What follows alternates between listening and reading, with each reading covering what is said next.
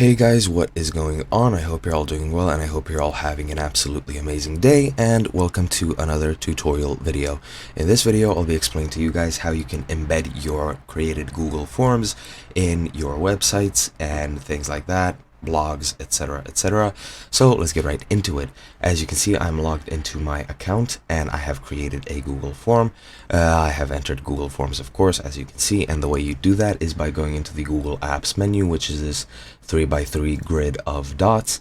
Once you've entered that, just scroll all the way down if you're on PC, and Google Forms will be in the bottom left.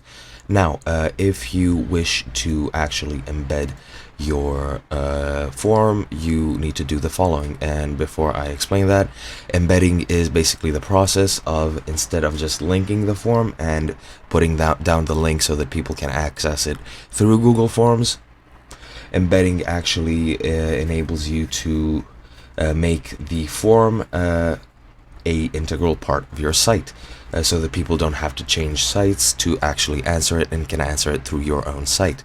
Now, to actually do this, what you want to do is, once you've created a form, enter the form and you will be taken into the form editing menu, where you can edit both the file name, the form title, and any possible questions. And the way that you need to embed your forms is by going into the send button in the top right.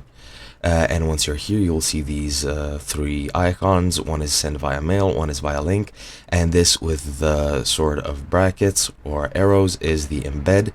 Just click on that and copy this link here.